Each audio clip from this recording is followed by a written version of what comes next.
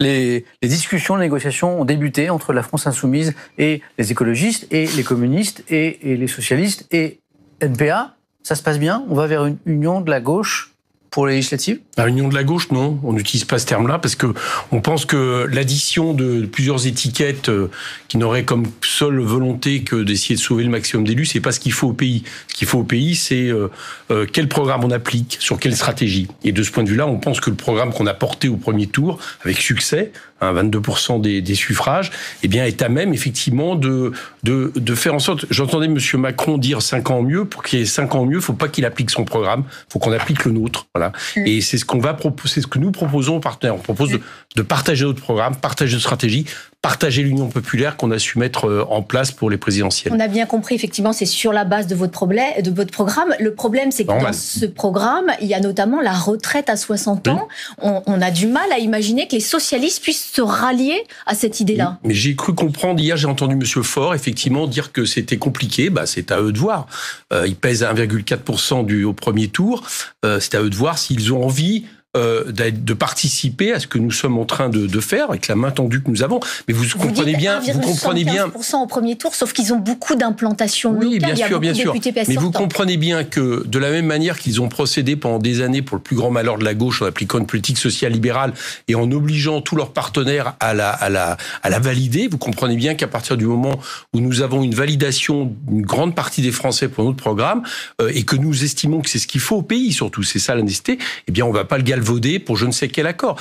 La main est tendue, mais la main est tendue sur un programme de rupture parce que c'est surtout ce qu'on pense qu'il faut pour le pays. On fait pas la retraite à 60 ans pour faire en sorte d'évincer le Parti socialiste. C'est pas notre préoccupation. On fait la retraite à 60 ans parce qu'on pense que c'est ça qu'il faut. Je vous pose la même question sur les écologistes parce que eux aussi sont sur le maintien de la retraite à 62 ans. Est-ce que vous sentez qu'ils peuvent, eux, faire un pas vers vous? A priori, oui. Dans les discussions, oui. Ce point-là, par exemple, que vous évoquez, ne semble pas être un obstacle à ce que nous construisons quelque chose ensemble. Au moment où je vous parle, alors les négociations, les discussions sont en cours, donc il faut laisser le temps, mais ce point-là, par exemple, ne semble pas faire un obstacle. Donc vous êtes plutôt optimiste pour les écologistes. Sur les communistes, là aussi, est-ce que c'est en bonne voie, en sachant que, par exemple, sur le nucléaire, ce serait en quelque sorte un joker.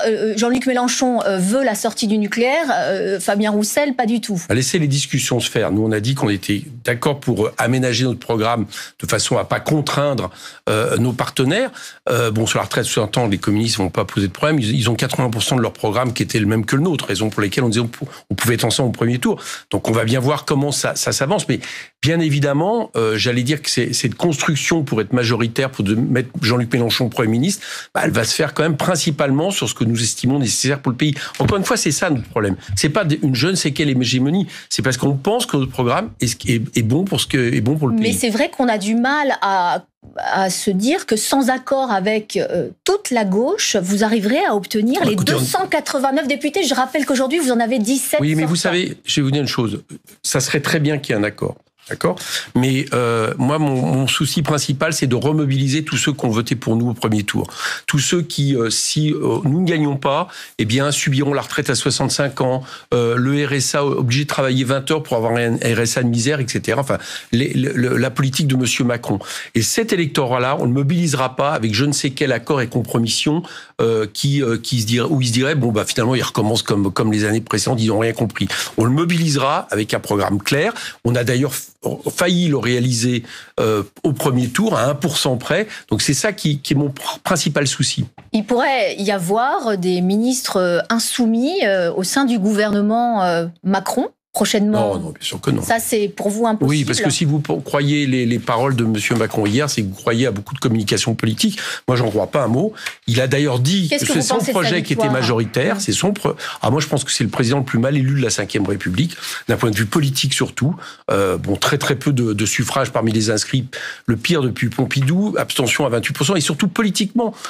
Madame Le Pen a gagné quand même 8 points en 5 ans à cause de sa politique, et on voit qu'il y a à peu près même pas un quart des Français qui en réalité ont voté Monsieur Macron j'allais dire, pour son projet. Donc il est minoritaire dans ce pays, rien n'est réglé politiquement, et c'est bien pour ça que nous pensons qu'au troisième tour, on peut être majoritaire. Et qu'est-ce qu'il doit faire pour répondre finalement aux 7,7 millions de voix qui se sont portées au premier tour sur Jean-Luc Mélenchon? Je vous le dis à l'avance, il ne va pas répondre. La preuve, j'ai bien entendu hier, il disait que son projet qu'il a porté, la retraite à 65 ans, le fait de continuer à baisser les impôts pour les plus riches, etc., avait une majorité. Monsieur Macron nous a habitués depuis 5 ans à certainement des replis tactiques au moment des Gilets jaunes, et finalement à continuer sa politique de casse sociale et néolibérale. C'est ce qu'il va essayer de faire pendant 5 ans, et c'est ce qu'il faut l'empêcher de faire le 12 et 19 juin prochain.